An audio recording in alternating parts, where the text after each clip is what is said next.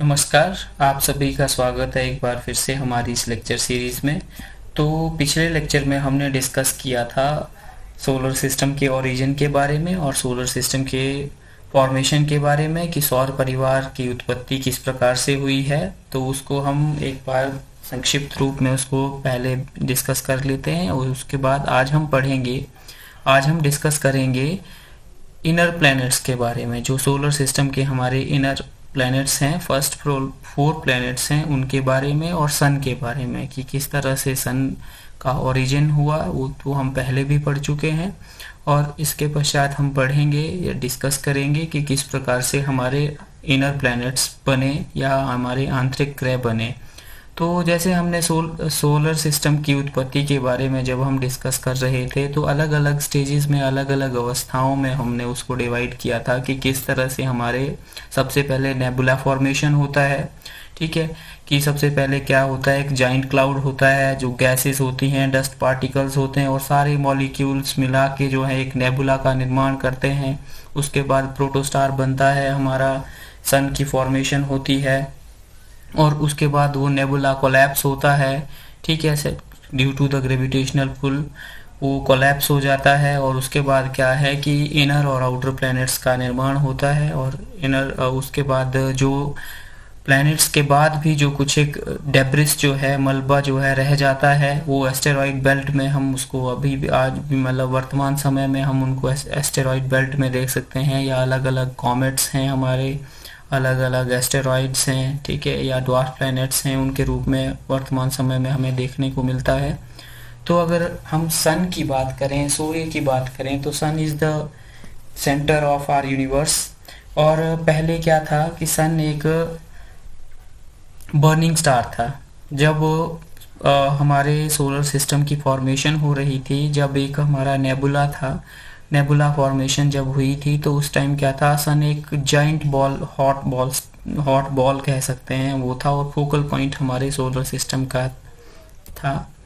और ये हमारे सेंटर में है, सोलर सिस्टम के सेंटर में है, बिल्कुल ही बीच में है। और ये जो इसकी उत्पत्ति लगभग 4.5 बिलियन ईयर्स एगो हुई है। ठीक है, 4.5 बिलियन वर्ष पूर्व सूर्य की उत्पत्ति हुई मानी जाती है। और जो पृथ्वी पर हमारा जितना भी जीवन संभव है वो सूर्य प्रकाश संश्लेषण की क्रिया के द्वारा ही पॉसिबल है। और जो प्रकाश संश्लेषण की प्रक्रिया है वो जो सूर्य से आने वाली रेडिएशन है, जो इनकमिंग सोलर रेडिएशन है, उसी के कारण पॉसिबल है। तो हम ये भी कह सकते हैं कि sun is the ultimate source of energy for earth और the all living beings of earth. और जितना भी हमारे पास फूड है, फॉसिल फ्यूल है, उस सब के लिए मतलब हम संपूर्ण तरीके से सूर्य के ऊपर ही निर्भर हैं। और अगर हम सूर्य के साइज़ की बात करें तो ये एक बहुत बड़ा इसका साइज़ है। ये हमारी, अगर हम जैसे पृथ्वी का देखते हैं, पृथ्वी के कंपैरिजन में देखें तो पृथ्वी के तुलनात्मक रूप से अगर देखें तो ये पृथ्वी से लगभग 3,33,400 गुना बड़ा है। ठीक है, मतलब हमें 3,33,400 पृथ्वी मिलकर एक सूर्य का निर्माण करती हैं। तो इतना बड़ा इसका साइज है। और जो सोलर सिस्टम है हमारा, ठीक है, सोलर सिस्टम का टोटल 99.86% जो टोटल मास है वो सन ही मतलब उसका बनाता है। ठीक है, जो 99.86% of the total solar system is found in the sun. जो रिमेनिंग पार्ट है वो बाकी हमारे प्लैनेट्स कंप्लीट करते हैं। और ये बहुत ही एक हॉट स्टार है। और इसकी कोर की अगर हम बात करें, जो सेंटर पॉइंट है इसका, जो सेंटर पॉइंट यहाँ, जैसे आप सेंटर पॉइंट जो है इसका केंद्र बिंदु जिसको हम कहते हैं, जो सरफेस है, जो कोर है सूर्य का, वो लगभग 16 मिलियन डिग्री सेंटीग्रेड गर्म है, वहाँ पे इतना टेम्परेचर है। ठीक है, और अगर सरफेस की बात करें, बाहरी जो सतह है इसकी, बाहरी जो सतह है इसकी इसको कोरोना के नाम से भी जानते हैं हम, उसका टेम्परेचर लगभग 6,000 से 7,000 डिग्री सेंटीग्रेड तक वेरी करता है। ठीक है। और जो हमें प्रकाश मिलता है वो फोटॉन्स की एक प्रोसेस जो है वो लगातार कार्य करती रहती है, और फोटॉन्स जनरेट होने में लगभग मतलब 100 से 1000 ईयर्स तक लग जाते हैं। ठीक है, जिससे कि जैसे सबसे पहले हम देख सकते हैं, आप यहाँ पे स्लाइड में भी देख सकते हैं कि सबसे पहले क्या था। सूर्य एक बर्निंग स्टार है हमारे पास, ठीक है। इसमें सोलर फ्लेयर्स भी होती हैं जो कि कुछ ओकेजनली कुछ समय पश्चात जो है सूर्य जो है, जो हीट है, जो एनर्जी है, जो लाइट है, रेडिएशन है, हाई स्पीड पार्टिकल्स जो है वो रिलीज करता है बहुत ज़्यादा मात्रा में। जब ये रिलीज हो जाती हैं तो इनको सोलर विंड या सोलर फ्लेयर्स के नाम से हम जानते हैं। और जैसे यहाँ आप देख सकते हैं नीचे वाले पार्ट में, तो यहाँ पे कुछ एक ब्लैक स्पॉट्स हैं सन पे। इनको हम सन स्पॉट्स के नाम से जानते हैं। ये डार्क स्पॉट्स होते हैं जो कि जो सन का सरफेस है, सूर्य की जो सतह है, वहाँ पर पाए जाते हैं। और ये वो एरियाज होते हैं, या ये उन एरियाज को इंडिकेट करते हैं जहाँ पे कंपैरेटिवली जो है कूल टेम्परेचर पाया जाता है इंक्रीज्ड मैग्नेटिक एक्टिविटी के कारण। और इंक्रीज मैग्नेटिक एक्टिविटी पाई जाती है, यहाँ पे बहुत ज़्यादा मैग्नेटिक एक्टिविटी होती है। और कंपैरेटिवली ये क्या होते हैं, ठंडे टेम्परेचर, यहाँ पे ठंडे एरियाज होते हैं सूर्य के ऊपर। ठंडे टेम्परेचर मतलब कंपैरेटिवली कम टेम्परेचर यहाँ पे पाया जाता है। और यहाँ पे आप देख सकते हैं कोरोनल मास इजेक्शंस भी सूर्य में होती हैं, जिसमें जो प्लाज्मा है, जो मैग्नेटिक फील्ड है, उसके कारण जो है ऑरोराज इजेक्ट होते हैं। मतलब बहुत बड़ा एक प्रकाश का पुंज या एक बहुत बड़ा सोलर विंड जिसको कह सकते हैं हम, वो इजेक्ट हो जाता है किससे, सूर्य से। तो उसको कोरोनल मास इजेक्शंस कहते हैं। और जिसके कारण जो है बहुत सारे हमारे पावर ग्रिड्स जो हैं या जो सैटेलाइट्स हैं और जो दूसरे इलेक्ट्रॉनिक्स हैं उसके ऊपर इसका इम्पैक्ट पड़ता है। तो उसके बाद अगर हम बात करते हैं प्लैनेट्स की, तो प्लैनेट्स जैसे हमने पहले भी डिस्कस किया था, प्लैनेट्स जो हैं हमारे मेनली सोलर सिस्टम में 8 प्लैनेट्स हैं, ठीक है। जो आप यहाँ देख सकते हैं, ठीक है। जो फर्स्ट 4 प्लैनेट्स हैं, जैसे ये है मरकरी है, वीनस है, अर्थ है, मार्स है, ठीक है। ये हमारे फर्स्ट 4 प्लैनेट्स हैं, ठीक है। और उसके बाद 2 कैटेगरीज में हम इनको डिवाइड करते हैं, और ये हैं हमारे Jupiter, Saturn, Uranus and Neptune, ठीक है। ये 2 तरह की कैटेगरीज में हम इनको सेग्रीगेट करते हैं या डिवाइड करते हैं। जो फर्स्ट 4 प्लैनेट्स हैं हमारे, उनको हम इनर प्लैनेट्स कहते हैं, ठीक है। और जो ये लास्ट के 4 प्लैनेट्स हैं, इनको हम आउटर प्लैनेट्स कहते हैं, ठीक है। Inner planets and outer planets. तो इनको हम इनर प्लैनेट और आउटर प्लैनेट इसीलिए कहते हैं क्योंकि जो फर्स्ट 4 हमारे प्लैनेट्स हैं, मरकरी, वीनस, अर्थ, मार्स, ये जो है हमारे रॉकी और जो मेटेलिक मटेरियल है उससे बने हैं, ठीक है। और इनकी डेंसिटी भी हाई है, बहुत मतलब ज़्यादा है कंपैरेटिवली। और इसीलिए इनको जो है हम क्या कहते हैं, इनर प्लैनेट्स कहते हैं। और अगर हम आउटर प्लैनेट्स की बात करें, तो आउटर प्लैनेट्स में क्या है, जो ये आउटर प्लैनेट्स हैं हमारे, जुपिटर है, सैटर्न है, यूरेनस है, नेपच्यून है या प्लूटो है। प्लूटो तो ड्वार्फ प्लैनेट है अब, ठीक है। तो ये जो जुपिटर, सैटर्न, यूरेनस और नेपच्यून है, ये क्या है, हमारे आउटर प्लैनेट्स हैं। और इनका निर्माण जो है लाइटर एलिमेंट से हुआ है, जैसे हाइड्रोजन है या हीलियम है। इस प्रकार के जो लाइटर वो होते हैं, एलिमेंट्स होते हैं, उनके कारण इनका निर्माण हुआ है, उनसे जो है इनका निर्माण हुआ है। हालांकि इनका मास जो है ज़्यादा है, लेकिन डेंसिटी बहुत कम है, क्योंकि इनका निर्माण हल्के पदार्थों से हुआ है। तो इसीलिए इनको क्या कहते हैं, हम आउटर प्लैनेट्स कहते हैं, ठीक है। तो इनर प्लैनेट्स और आउटर प्लैनेट्स। अगर जैसे सन सूर्य से बढ़ती हुई दिशा में अगर हम देखें, बढ़ती हुई दूरी की अगर हम बात करें, तो सबसे पहले आता है हमारा मरकरी, फिर आता है वीनस, फिर आता है अर्थ, फिर आता है मार्स, फिर आता है जुपिटर, फिर आता है सैटर्न, फिर यूरेनस और फिर नेपच्यून।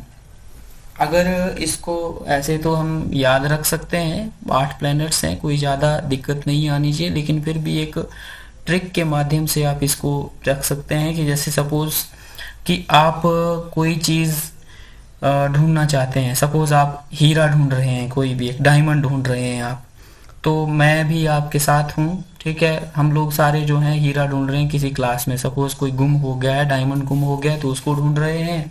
और फिर मुझे बहुत सारे डायमंड्स वहाँ पे गुम होते हैं, तो मुझे सपोज कोई एक मिल जाता है, तो मैं बोलता हूँ कि मुझे वहाँ एक मिला। फिर मैं आपको बोलता हूँ कि जाओ सब उसको निकालो। ठीक है, वो हीरा जो मुझे मिला वो दबा हुआ था, ठीक है, मिट्टी के नीचे दबा हुआ था और पत्थर भी उसके ऊपर रखे हुए थे। ठीक है, किसी ग्राउंड में हम ढूंढ रहे थे, ठीक है, फॉर एग्जांपल। ठीक है, तो आपने क्या है कि मुझे वहाँ एक मिला, क्या मिला, हीरा ढूंढ रहे हैं हम, डायमंड ढूंढ रहे हैं किसी ग्राउंड में, हम सारे क्लास के बच्चे। ठीक है, तो मैं आपको बोलता हूँ कि जाओ सारे उसे निकालो, ये यू है। ठीक है, मुझे वहाँ एक मिला। ठीक है, आपने फर्स्ट जो वर्ड है उसको याद रखना है, MVEM, मुझे वहाँ एक मिला। ठीक है, मुझे से है मरकरी, वहाँ V for victory, Venus E for एक, अर्थ M फॉर मार्स। ठीक है, ये हो गए हमारे इनर प्लैनेट्स। और जुपिटर से आ गया जाओ सब उसे निकालो। ठीक है, बारी बारी, क्योंकि वो निकल नहीं रहा था तो बारी बारी आप भी ट्राई कर सकते हैं कि आप मैं आपको बोलता हूँ कि आप निकालो। तो जाओ, J for Jupiter, S for Saturn, U for Uranus और N फॉर नेपच्यून। तो ये हमारे 8 प्लैनेट्स हैं। और उसके बाद हम बात करते हैं, जो पहला हमारा प्लैनेट है वो है मरकरी। ठीक है, मरकरी क्या है, रिलेटिवली अगर हम इसकी स्थिति की बात करें, इसकी पोजीशन की बात करें, तो ये सूर्य से जो दूरी की अगर हम बात करें तो सबसे नज़दीक है। ये रिलेटिव पोजीशन जो है ये इसकी सबसे नज़दीक है अगर सूर्य से हम बाहर की ओर जाएं तो। और अगर हम इसकी अपीयरेंस की बात करें तो यहाँ पे आप जैसे पिक्चर में भी देख सकते हैं, तो ये जो हमारा अर्थ की सैटेलाइट है, हमारे पृथ्वी का जो उपग्रह है, मून है, उसकी तरह दिखता है। ठीक है, जो चंद्रमा है उसकी तरह दिखता है। और यहाँ पे बहुत सारे क्रेटर्स जो हैं वो बने हुए हैं, जैसे कि यहाँ पे आप देख सकते हैं बहुत गड्ढे जो हैं, बहुत ही डीप क्रेटर्स यहाँ पे बने हुए हैं। ठीक है, और हजारों की संख्या में है ये हैं, जैसे आप यहाँ पे इमेज में भी देख रहे हैं, पिक्चर में देख सकते हैं इसको आप। और बहुत यहाँ पे जो है स्मूथ टेरेन पाया जाता है और बहुत क्लिप्स पाए जाते हैं, और जो कि सम सोरिंग माइल हाई, बहुत माइल मतलब बहुत ऊंचाई है कईयों की। I am found by ancient impacts, जो कि एंशियंट इम्पैक्ट्स के द्वारा बने हुए हैं। और इसके अगर हम कंपोजिशन की बात करें तो जैसे ये हमारा पहला प्लेनेट है किसका, इनर प्लैनेट्स का। ठीक है, जो हमने इनर और आउटर प्लैनेट्स में डिवाइड किया अपने प्लैनेट्स को, तो जो मरकरी है, वीनस है, अर्थ है और मार्स है। तो मरकरी हमारा पहला प्लैनेट है, इनर प्लैनेट है, और इसका निर्माण मुख्यतः रॉकी मटेरियल से हुआ है या मेटेलिक मटेरियल से हुआ है। तो इसको हम टेरेस्ट्रियल प्लैनेट के नाम से भी जानते हैं या इनर प्लैनेट के नाम से भी जानते हैं। और अगर हम इसकी डेंसिटी की बात करें तो इसकी डेंसिटी जो है 5.43 ग्राम सेंटीमीटर क्यूब है। ठीक है, और अगर हम इसके वायुमंडल की बात करें, इसके एटमॉस्फेयर की बात करें, मरकरी के एटमॉस्फेयर की बात करें, तो मरकरी पे किसी भी प्रकार का कोई भी एटमॉस्फेयर नहीं है। ठीक है, हालांकि कुछ एक एरियाज में थोड़ा थोड़ा यहाँ पे एटमॉस्फेयर है, बट वो भी बहुत कम मात्रा में है, और उस मरकरी के एटमॉस्फेयर में सिर्फ ऑक्सीजन, सोडियम और हीलियम पाए जाते हैं। ठीक है, और अगर हम इसके साइज की बात करें, आकार की बात करें, तो ये पृथ्वी के लगभग आधा है। इधर मतलब जो हमारी धरती है, पृथ्वी है, उसके लगभग 0.54% है, जो पृथ्वी के साइज से मतलब लगभग आधा है। और अगर इसके हम सैटेलाइट्स की बात करें कि मरकरी के कितने उपग्रह हैं, तो मरकरी का कोई भी उपग्रह नहीं है। और रोटेशन की अगर हम बात करें तो ये लगभग 58.65 डेज में जो है अपने अक्ष पर जो है घूर्णन करता है या रोटेशन करता है, ठीक है। और दूसरा है रेवोल्यूशन, ठीक है। रेवोल्यूशन जो है, रेवोल्यूशन के लिए ये लगभग 88 डेज लेता है, जो कि सूर्य के चारों ओर घूमता है। अब रोटेशन और रेवोल्यूशन क्या होता है? रोटेशन और रेवोल्यूशन होता है कि जब कोई चीज़ जो है, सपोज जैसे पृथ्वी है, पृथ्वी सूर्य, सपोज ये सन है और ये अर्थ है, तो अर्थ क्या करती है? सूर्य के चारों ओर चक्कर लगाती है। तो जब सूर्य के चारों ओर चक्कर लगाती है तो इसको कहते हैं हम रेवोल्यूशन, ठीक है। और दूसरा है, अगर जब वो सूर्य के, इसको कहते हैं हम रेवोल्यूशन, जब उसके अर्थ के चारों ओर जो है, सूर्य के चारों ओर अर्थ जो है चक्कर लगाती है, तो उसको कहते हैं हम रेवोल्यूशन, ठीक है। या परिक्रमण, परिक्रमण मीन्स कि परि मीन्स चारों ओर, क्रमण मीन्स घूमना, घूमना चारों ओर जब घूमती है तो, ठीक है। दूसरा है रोटेशन।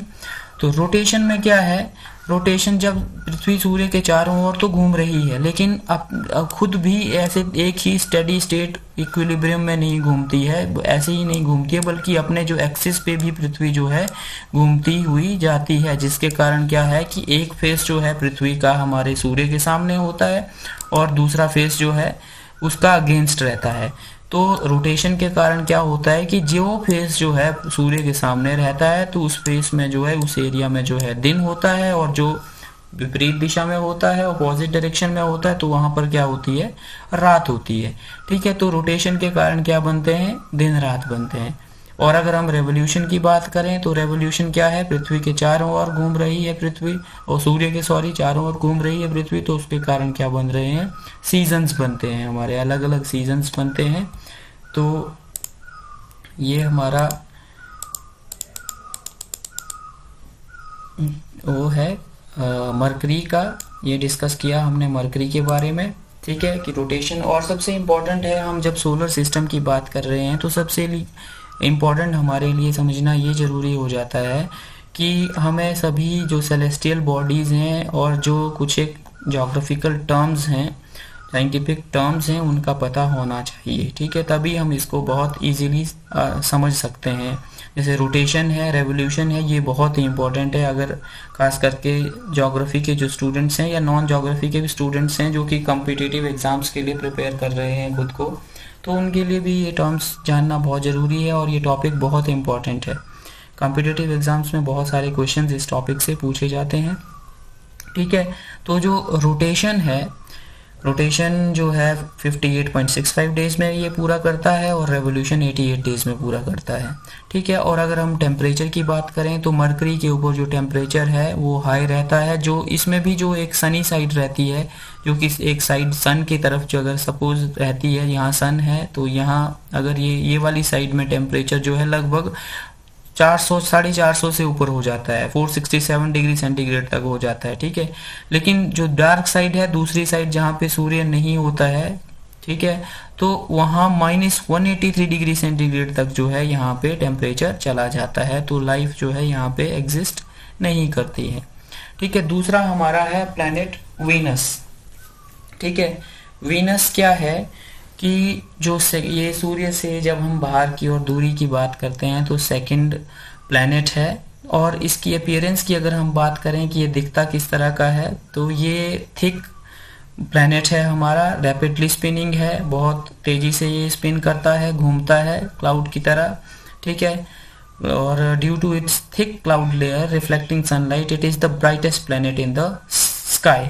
और जितने भी हमारे प्लैनेट हैं, और ये कई बार कॉम्पिटिटिव एग्जाम्स में भी बहुत क्वेश्चन पूछा जाता है कि which one is the brightest planet of solar system, so Venus is the, या इसको हम हिंदी में शुक्र कहते हैं, तो Venus is the brightest planet of our solar system, ठीक है।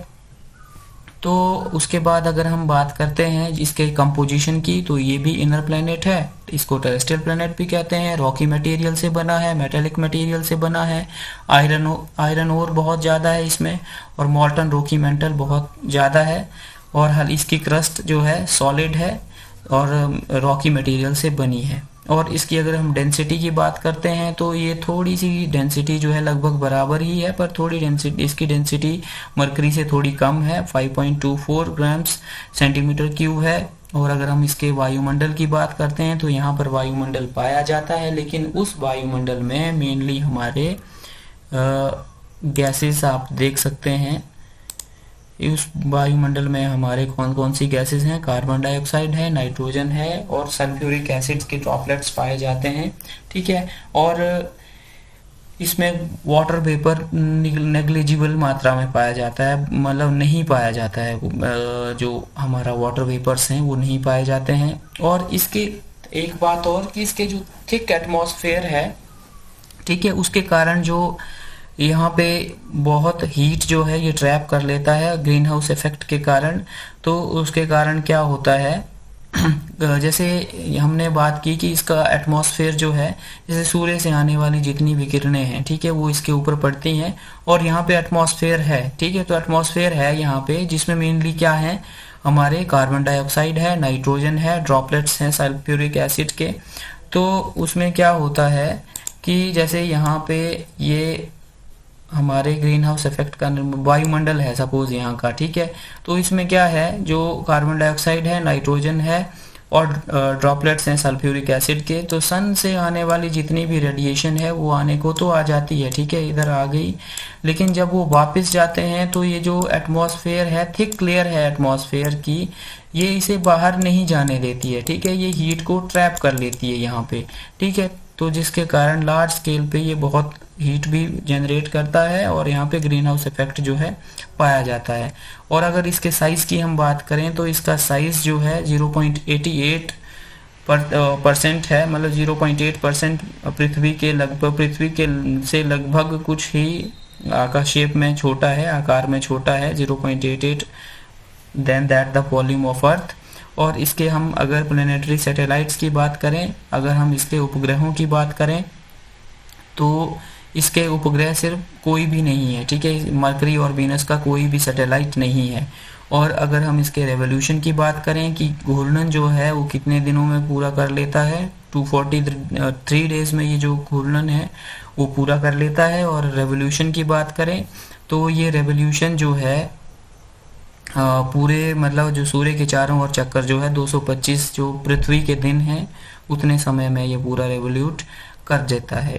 And it's day is longer than it's year, और इसका जो एक दिन है वो इसके पूरे साल से भी लंबा होता है। ठीक है, और इसके अगर हम टेम्परेचर की बात करें, ठीक है, ये भी इम्पोर्टेंट है कि अगर इसका टेम्परेचर जो है 450 डिग्री सेंटीग्रेड तक पहुंच जाता है और ये मरकरी से जो है ज़्यादा गर्म है due to its greenhouse effect. ठीक है, क्योंकि यहाँ पर टेम्परेचर, हमारा एटमॉस्फेयर जो था मरकरी में नहीं था। ठीक है, मरकरी में बहुत कम मात्रा में एटमॉस्फेयर पाया जाता है। ठीक है, और जो हमारा वीनस है वहाँ पे हमारा एटमॉस्फेयर पाया जाता है और due to its greenhouse effect ये जो है बहुत ही गर्म हो जाता है, क्योंकि हीट को जो है वो ट्रैप कर देता है। आउटगोइंग जो टेरेस्ट्रियल रेडिएशंस होती हैं, बाहरी जो बहिर्गामी विकिरणें होती हैं बाहर जो जाती हैं, उनको ये जाने नहीं देती हैं जो गैसेस हैं हमारी यहाँ इसके एटमॉस्फेयर में, और जिसके कारण इसमें इतनी गर्मी हो जाती है कि वो मतलब एक लेड को भी पिघला सकती है। ठीक है, एक लेड बहुत ही हार्ड मेटल होता है, ये एक लेड को भी पिघला सकती है। ठीक है, थर्ड प्लैनेट है हमारा अर्थ। ठीक है, अगर सूर्य से बाहर की ओर जब हम जाते हैं तो रिलेटिव पोजीशन की बात करें तो तीसरे नंबर पे आता है, पहले मरकरी, फिर वीनस, फिर आता है हमारा अर्थ। तो हम अर्थ की अगर बात करें तो अर्थ जो है ब्लू और ग्रीन दिखता है स्पेस से, और कुछ एक क्लाउड कवर हमें दिख जाता है क्योंकि यहाँ पे एटमॉस्फेयर पाया जाता है हमारे अर्थ में। और हमारे अर्थ सरफेस के ऊपर लगभग 70% जो है वाटर पाया जाता है और 30% जो है लैंड पार्ट पाया जाता है। मीन्स कि 70% जो है जल से भरा हुआ है और 30% भूभाग है। और इसके हम कंपोजिशन की बात करें तो ये भी टेरेस्ट्रियल प्लैनेट है, रॉकी मटेरियल से बना हुआ है और इट हैज़ अ निकल आयरन कोर। ठीक है, निकल आयरन की कोर इसमें पाई जाती है और मोल्टन मेटल भी है। अगर इंटीरियर स्ट्रक्चर ऑफ अर्थ की बात करें कि पृथ्वी के आंतरिक संरचना की बात करें तो उसमें जो 3 लेयर्स हमारी पाई जाती हैं, ऊपर भूपटल होती है क्रस्ट, फिर उसके बाद मेंटल होती है और उसके बाद कोर होती है। ठीक है, तो इसमें जो कोर है उसमें निकल आयरन पाया जाता है और मोल्टन मेंटल है, मतलब जो मेंटल है वो पिघली हुई अवस्था में भी है, लोअर मेंटल, और क्रस्ट जो है सॉलिड होती है। ठीक है, क्रस्ट ऊपर जो है हमारी सॉलिड है अर्थ की। और अगर हम इसकी डेंसिटी की बात करें तो इसकी डेंसिटी जो है मरकरी से वीनस से ज़्यादा है और मरकरी से कम है।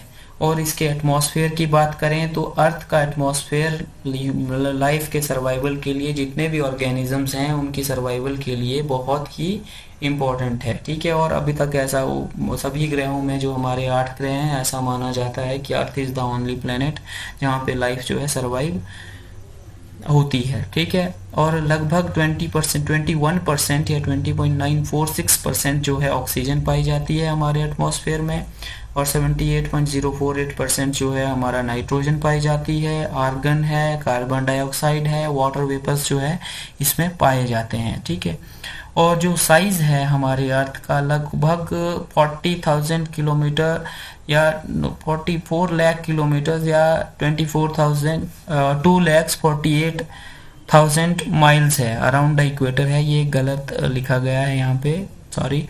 तो और अगर हम इसके सैटेलाइट्स की बात करें तो जो सैटेलाइट है हमारा अर्थ का एकमात्र सैटेलाइट जो है वो हमारा चंद्रमा है, मून है। ठीक है, और अर्थ जो है रोटेशन जो है अपने अक्ष पर जो घूमने में 23 आवर्स 56 मिनट्स 40.91 सेकेंड्स लेती है। ठीक है, हम उसको क्या कहते हैं कि लगभग हम 24 घंटे मान लेते हैं। और ये जो बचे हुए 4 मिनट हैं ये मतलब 4 साल तक एक्यूमुलेट होके मतलब इसीलिए जैसे हमारे एक साल में कितने दिन होते हैं, 365 डेज होते हैं, तो ये 0.25 जो डेज हैं ये 4 सालों में मिलाकर जो है एक साल और बना देते हैं, जिसको हम एक दिन और बढ़ जाता है इन सभी को मिलाकर, और जिसको हम 4 साल के बाद लीप ईयर के नाम से जानते हैं, और उसमें 366 डेज होते हैं।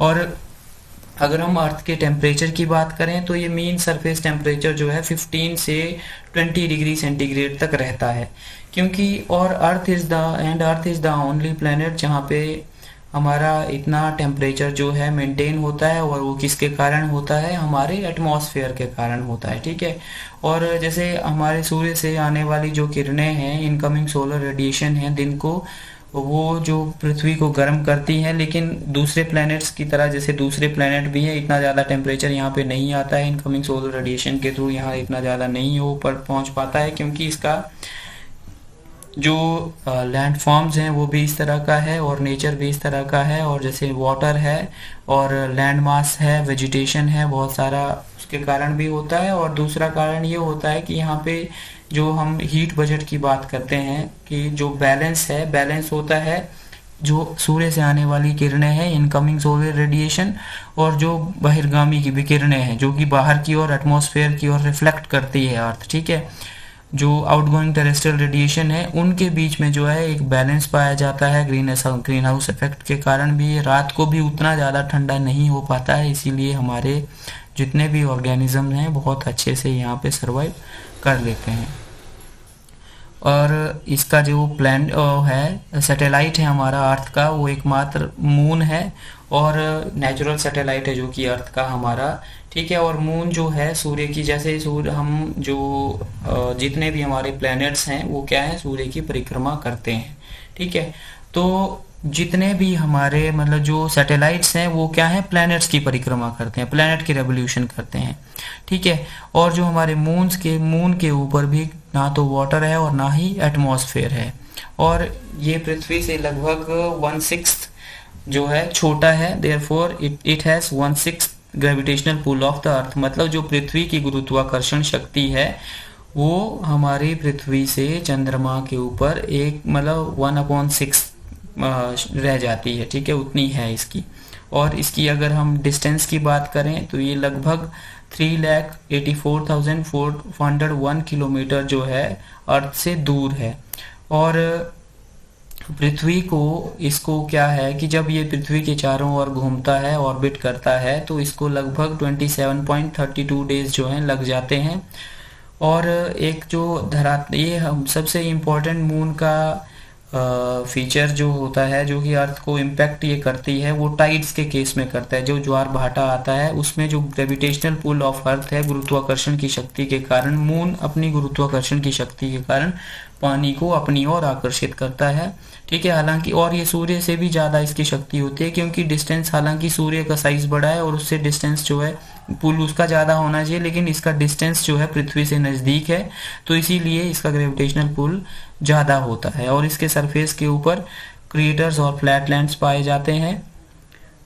तो लास्ट हमारा जो इनर प्लैनेट है वो है मार्स, और ये चौथे नंबर पर हमारे आता है। और मार्स की अपीयरेंस जो है लाल है, क्योंकि यहाँ पे आयरन ऑक्साइड जो है ज़्यादा मात्रा में इसकी मिट्टी में पाया जाता है, और पोलर आइस कैप्स भी यहाँ पे हैं। ठीक है, और it has dust storms also which cause giant dunes, जिसके कारण डस्ट जाइंट ड्यून्स, बहुत बड़े बड़े सैंड ड्यून्स भी बनते हैं। Wind स्टीक्स and wind curve features भी बनते हैं।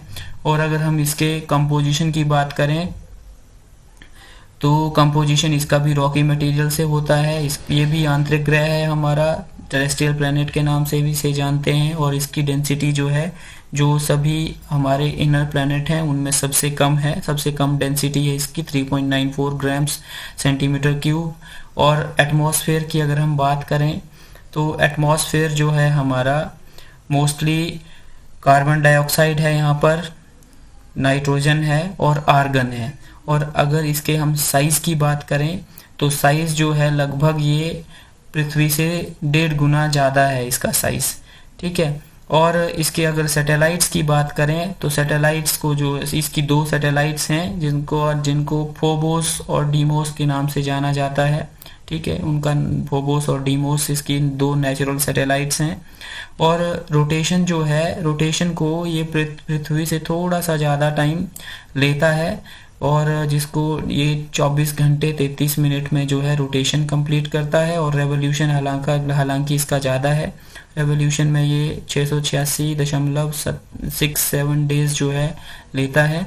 और टेम्परेचर जो है इसका -87 डिग्री से -0.5 डिग्री सेंटीग्रेड तक जाता है। ठीक है, so this was all about the inner planets. तो अगर नेक्स्ट वीडियो में हम, नेक्स्ट लेक्चर में हम डिस्कस करेंगे जो आउटर प्लैनेट्स हैं उनके बारे में, और उसके अलावा इसके अलावा जितनी भी सेलेस्टियल बॉडीज़ या आकाशीय पिंड हमारे सोलर सिस्टम में हैं उनके बारे में हम अगली वीडियो में बात करेंगे। ठीक है, तो अगर आपको ये वीडियो अच्छी लगी हो तो आप लाइक करें, शेयर करें और सब्सक्राइब करें, और जितने अधिक स्टूडेंट्स तक ये पहुंच सकती हैं इसको पहुंचाने का प्रयास करें, अगर आपको ऐसा लगता हो तो। धन्यवाद। तो अगली वीडियो में मिलते हैं। आप सभी का समय शुभ रहे।